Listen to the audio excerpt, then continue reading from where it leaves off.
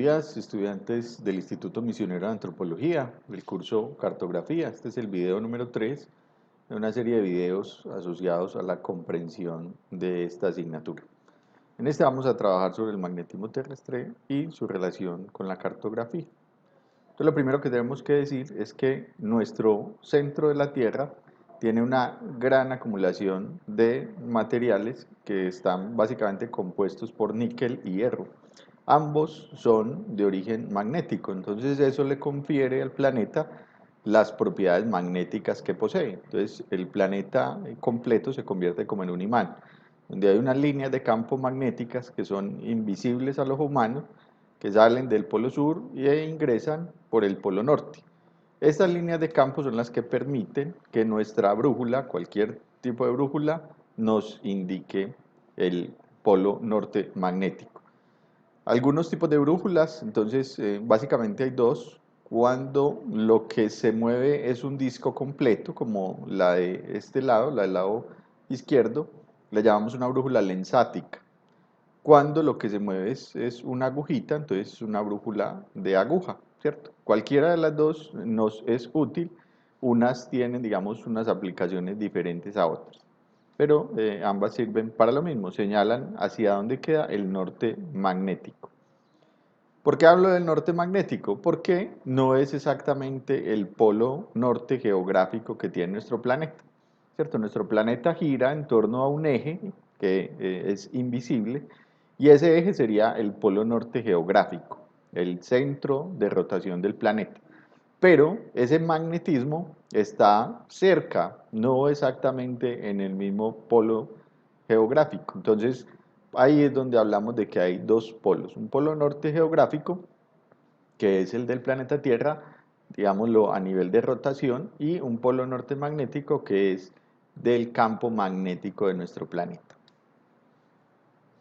Para Colombia hay una desviación que es aproximadamente de 5 grados entre el uno y el otro.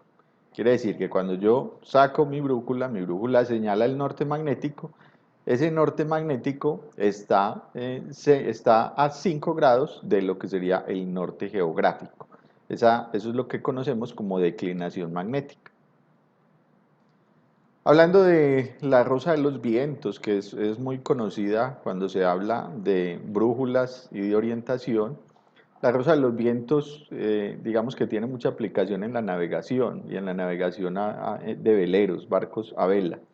De todas maneras es importante pues como considerarla, saber un poco de ella y tener en cuenta que tenemos entonces 4 puntos cardinales, ¿cierto? Donde el norte y el sur son los principales, los que dan origen a los otros. Serían el este y el oeste, o lo que nosotros conocemos como oriente y occidente. En esos intermedios de estos puntos cardinales hay unos puntos que llamamos los puntos laterales, ¿cierto? En este caso, entonces, en la mitad entre el norte y el este tengo un intermedio que sería el noreste. Siempre el norte o el sur van a predominar sobre los otros dos puntos cardinales. Entonces siempre lo empiezo a llamar los que están arriba por norte, los que están abajo por sur. Noreste, en este caso sería noroeste, en este caso sería suroeste y en este sureste. En esos intermedios también hay otros puntos que los llamamos los puntos colaterales, ¿cierto? Aquí están solamente con las siglas, pero entonces simplemente es a cuál punto cardinal está más cerca y luego el punto lateral que también está más cerca. Entonces sería, está más cerca del este, entonces empieza por este y luego sigue el sureste. Entonces este, sureste. Aquí sería, está más cerca del norte y luego del noreste, entonces noreste, como la forma de interpretarla para tener pues como un poco de ilustración en este tema. Cuando hablamos del norte en los mapas, normalmente hay muchos símbolos. Cualquier símbolo de estos y muchos otros me pueden indicar hacia dónde está el norte de mi mapa. Es muy importante saberlo. Pero también nos vamos a encontrar que hay mapas que no tienen un indicativo del norte. A nivel de convención, internacionalmente, se tiene que siempre la parte superior del mapa está señalando el norte geográfico. Eso es muy importante, es el norte geográfico y no el magnético. Entonces, cualquier mapa que cojamos siempre la parte superior va a tener norte geográfico. Si no sabemos exactamente porque podemos tener alguna confusión, vamos a leer todas las letras que tiene, el texto que tiene en el mapa, y como lo leamos al derecho, entonces vamos a tener hacia la parte superior, que es el norte geográfico. Cuando vamos a utilizar el mapa con la brújula, entonces tenemos un procedimiento para orientar adecuadamente el mapa. Se los voy a presentar en este videito corto. Cuando vamos a orientar un mapa con una brújula, entonces siempre tenemos que tener claro que las líneas verticales del mapa me están señalando el norte en la parte superior y el sur en la parte inferior. Vamos a tomar la brújula que tengamos y vamos a alinear el cuerpo de la brújula con una de esas líneas verticales de nuestro mapa.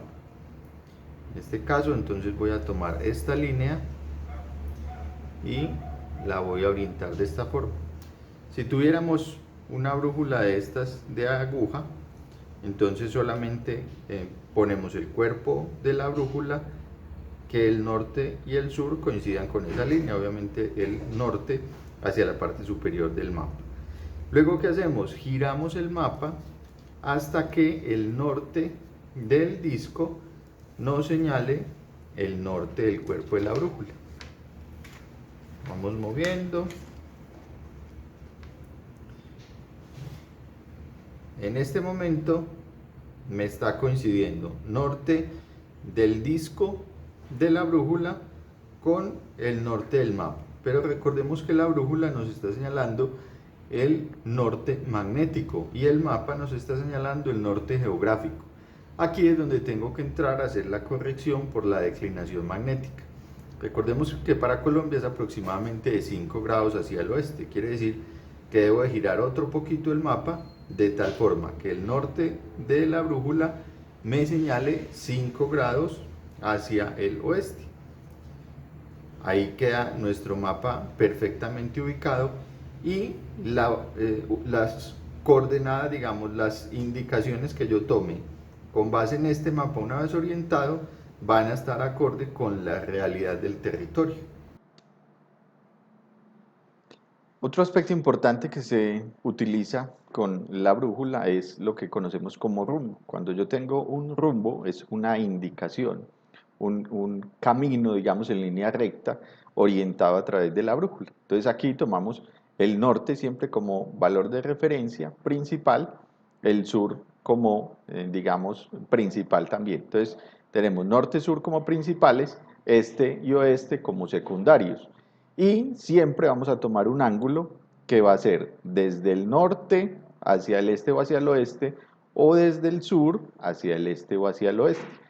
Como estos ángulos no pueden pasar de 90 grados, entonces siempre vamos a tener un ángulo inferior a 90 grados. Entonces aquí, por ejemplo, en esta ubicación hacia el punto A, digamos que este rumbo sería primero el norte, ¿cierto? Entonces norte, aquí viene la forma como se describen los rumbos, norte, el ángulo que va midiéndose desde el norte hacia el punto, digamos, o la línea a la que quiero hacer referencia, entonces el ángulo es de 50 grados en este caso, y luego hacia dónde lo medí, porque yo puedo medir del norte hacia el este o hacia el oeste, entonces tengo que decir en este caso hacia el este. Entonces el rumbo del punto A sería norte 50 grados este.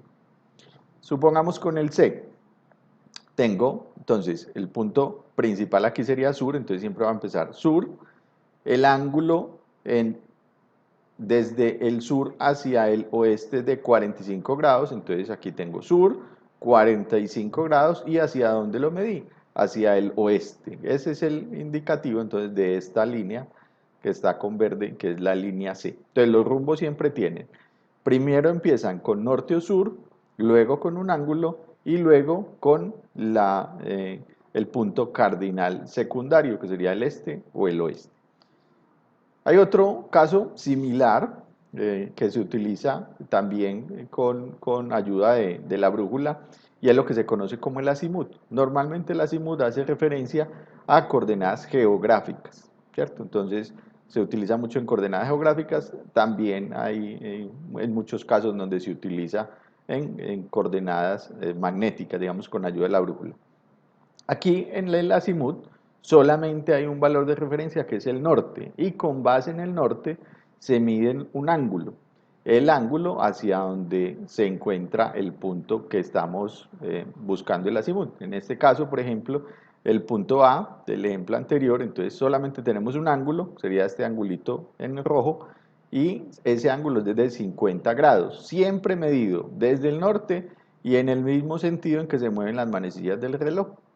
Entonces, solamente con decir 50 grados estoy dando la misma indicación que en el rumbo teníamos que decir norte 50 grados este. Entonces, es otra forma de expresar ese tipo de ubicaciones. Por ejemplo, con el C, que lo hicimos también, entonces teníamos que teníamos que poner sur, un ángulo 45 grados hacia el oeste, mientras que con el azimut solamente tenemos el ángulo desde el norte, en el sentido que se mueven las manecillas del reloj, hasta la línea C, que en este caso es de 225 grados.